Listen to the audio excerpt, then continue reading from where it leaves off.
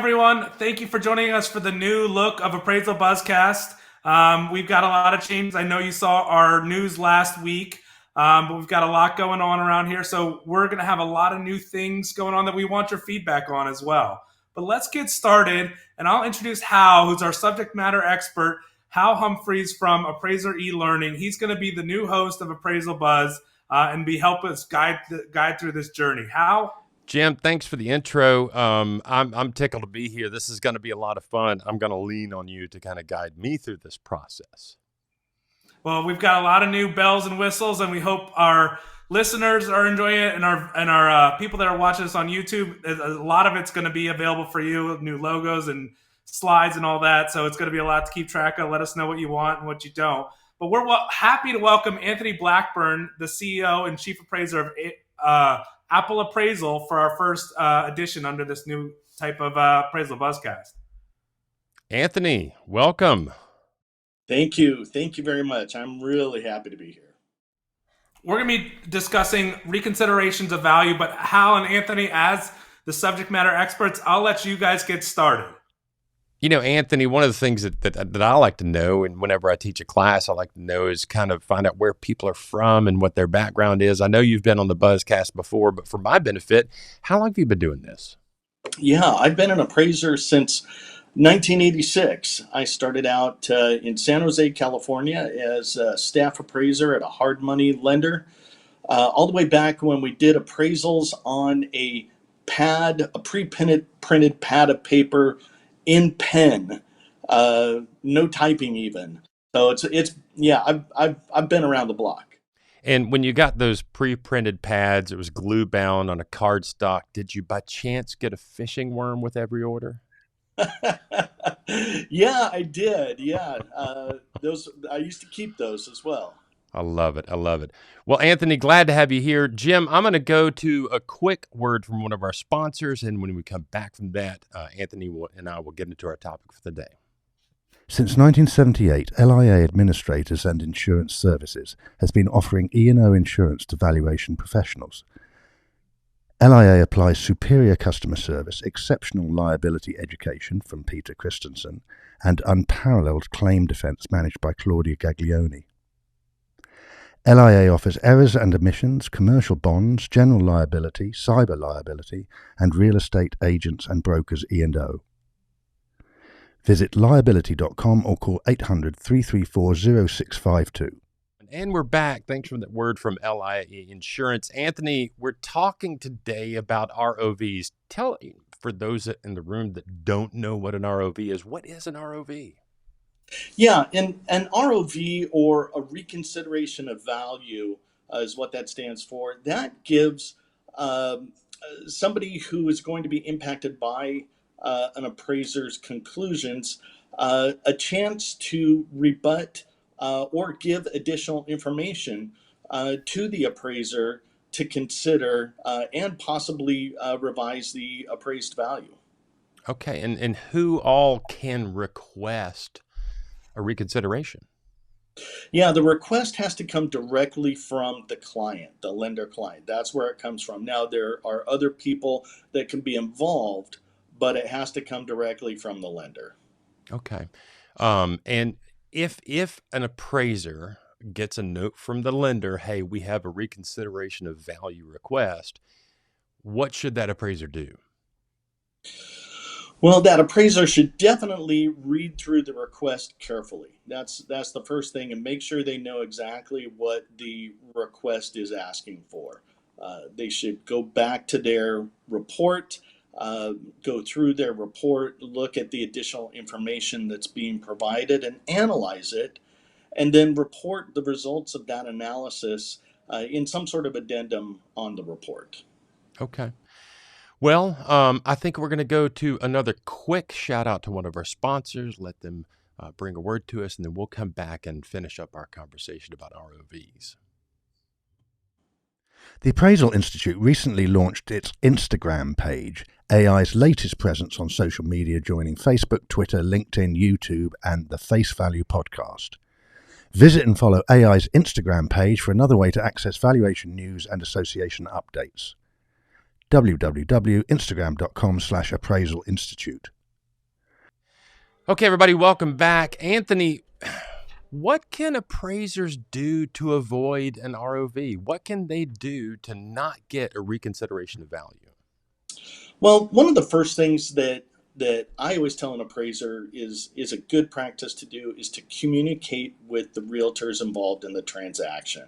Sometimes people think that you can't talk to the realtor, or even that you can't talk to the realtor about the value, or about what the price is, or the sales, but certainly you can. Appraisers, as I always say, we're miners. We mine for data all the time, and realtors involved in a transaction are some of the best sources of data for us. So I think where it starts is always with a good conversation with the realtor about the transaction. How did the transaction come about? How many offers there were? How many?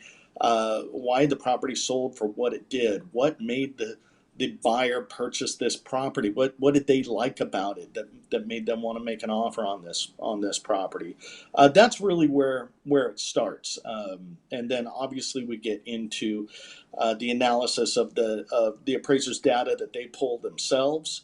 But just as far as that goes, being thorough, being consistent, being analytical, and doing a deep dive, because a purchase is it's an important process for so many people, and it's important that we, as appraisers, that we really do a deep dive into our analysis. Yeah, I think, we're appraisers. We're out looking at, 1, 2, maybe 3 properties a day. We're busy. We've got a lot going on. And it's easy to forget that a home purchase is usually the largest investment that most people are going to make. And it's a really big deal to them. It's just another appraisal to us. Do you ever have pushback from appraisers who say, "Oh, I can't talk to the realtor. I'm not allowed to talk to the realtor," stuff like that? Yeah, we do. And as the CEO of Apple Appraisal, I always reach out to them and say, "Of course you can," and I'll help them through that. Sometimes it's a matter of miseducation, misinformation, and we'll help them through that. But yeah, absolutely, you can talk to the realtors. You can talk to them about the value and what they think the best sales are versus what you think the best sales are. You can talk about all kinds of stuff to the realtors, and it's important that you do so, because that really lays the foundation for a lot of your analysis. Yeah. Yeah, and at the end of the day, if I'm out looking at a property and the realtor shows up with an envelope full of really good information, I mean, that's gold. Oh, yeah, absolutely it is. And I mean, I'm an appraiser myself. I'm actually an everyday appraiser. I go out and do appraisals, and I get these packages from realtors. And realtors sometimes don't look at comparables the same way that appraisers do, and that's okay. There's no problem with that. They may hand me something, and I may not ultimately use any of those comparables. But as a professional, it's extremely important that we take those bits of information, because again, we're data miners. We want as much data as we can get, and if you don't use it, it goes into your work file and becomes just a part of your work file, right? I love it. The last thing I want to hit on is, you said, have a conversation with the realtor. At the end of the day, it's communication that makes our job as appraisers easier if we communicate effectively. And that's not only the upfront conversation with the realtor, but also, you mentioned, analyze and report your analysis in the report. If there's something strange or wonky about the house, put that up front. Let the reader know up front, here are the issues that I'm dealing with, and address those up front. That just an ounce of communication saves a pound of ROV. Oh yeah, absolutely. You're telling a story. Really, that's what you're doing. You're telling a story about the property. You're telling a story about the market. You're telling a story about the availability of data. You're telling a story, like you said, about the what may be wonky or maybe even just extraordinary about the house. about the subject property. And then you want to tell the story of your reconciliation. And it's never a good thing to shorten those things because you want to get on to the next deal. Make sure you're putting enough information in there to prevent ROVs and answer the questions that somebody may have if you don't give them that information. So yeah, absolutely. Communication is the key. I was in a presentation last year, and one of the other panelists on the panel gave a bit of advice that I'd never thought of, and it was, I think, one of the best pieces of advice I've ever heard for boots on the ground appraisers out there doing the work day by day, and I do that work as well. It is, canned language is fine in a number of spots in the report. There's certain things that just don't change. But she said, your reconciliation should never be canned. Yeah, that's a great point. That's a great point. Because the reconciliation on just about every property is different. The comparables are different. The markets are different. The market conditions are different on every appraisal. So yeah, that's an excellent piece of advice. Appraisers tend to use templates to do a lot of the typing for them.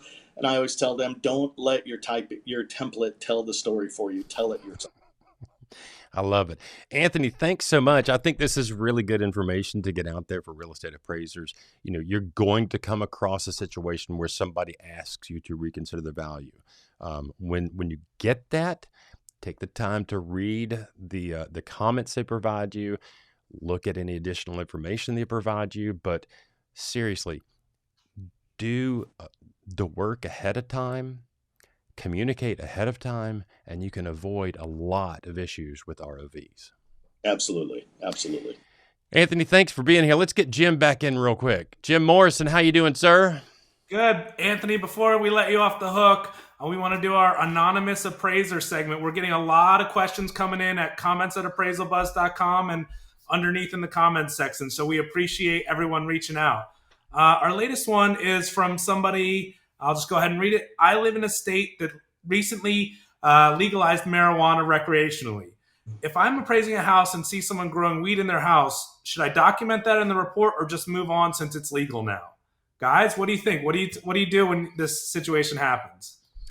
I think you should pick a couple of buds and just test the quality. Quality, not quantity? Yes. What do you do when you run across that, Anthony? I mean, you walk into a house. There's a big pot plant growing in the sunroom. What do you do? Yeah, we've run across that before. Marijuana use under certain conditions is legal. Recreational marijuana use is legal in California. That's where I live. To me, it's a piece of personal property.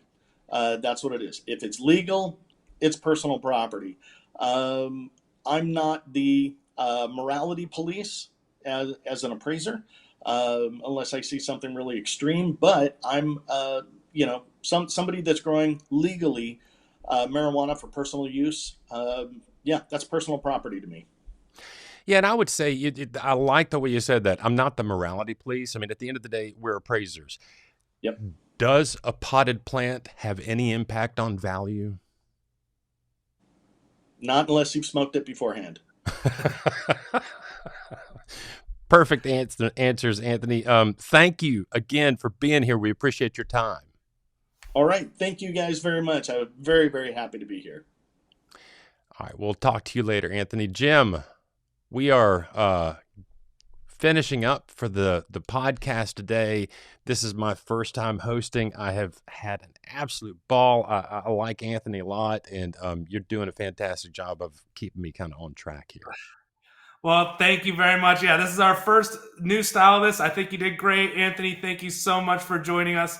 We want to thank all of our listeners for going along this process with us. Like I said in the intro, make sure you're subscribing and then letting us know what you want to change, what you want to add, because as we go through this transition, now's the time to tell us. So we really appreciate all the feedback, and we appreciate the sponsors for helping us put these on.